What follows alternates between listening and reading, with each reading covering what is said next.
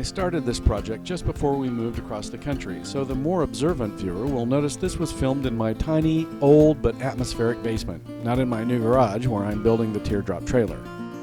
Anyway, the move delayed this video, but I've decided the time has come to finish it. I got tired of swapping the different modular carbide tools in and out of the removable handle I have, so I decided to make handles for 3 of them: a hollowing tool, a 90-degree V cutter, and a 55-degree V cutter. I wanted to have a very similar physical style for all 3 handles, but different lengths, and I wanted each one to have a different finish.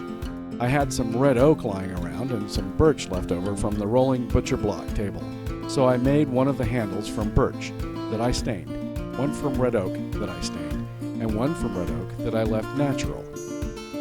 One of the problems of turning a handle is how to finish off the ends. It's basically a spindle, but at least one end is exposed and visible.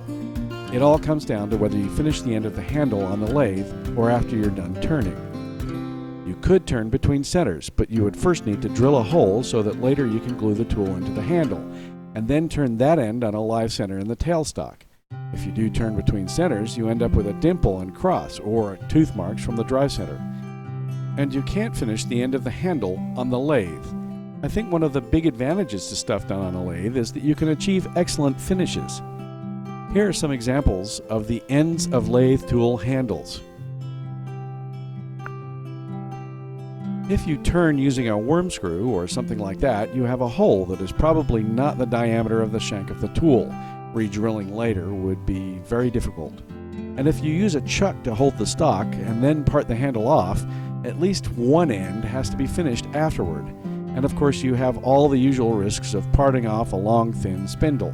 That is, it can start to wobble a little, and then, best case, you don't finish it well.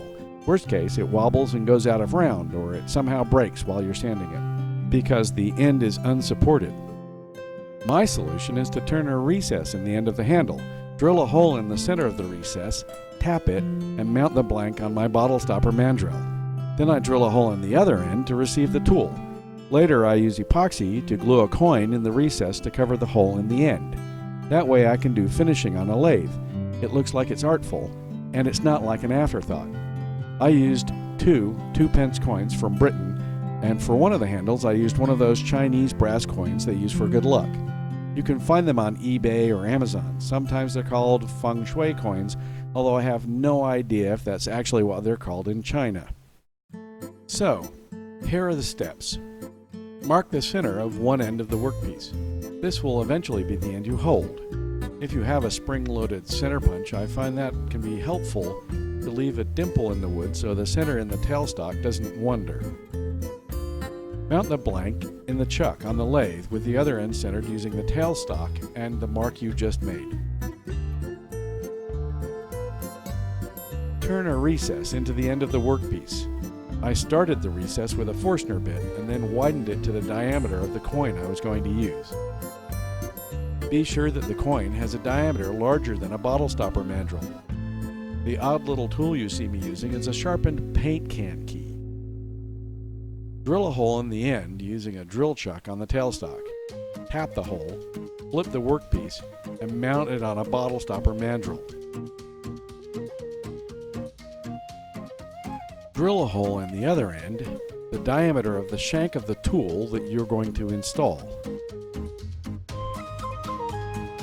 Swap out the drill for a live center and turn the handle to shape. Leave a section on the front end of the handle to receive a ferrule. You can easily make ferrules from copper pipe, but I had some with a brushed nickel finish sitting in a drawer, so I used them. Those grooves that I've added are not just decorative.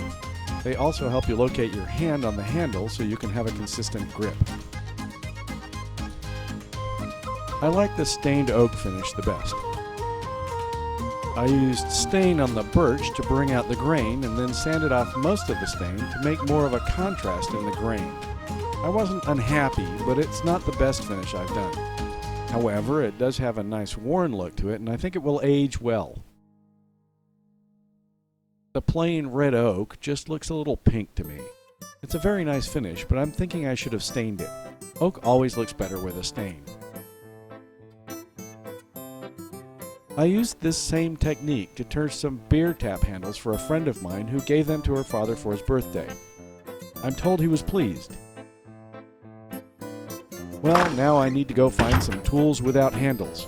I'm off to the internet. Thanks for watching.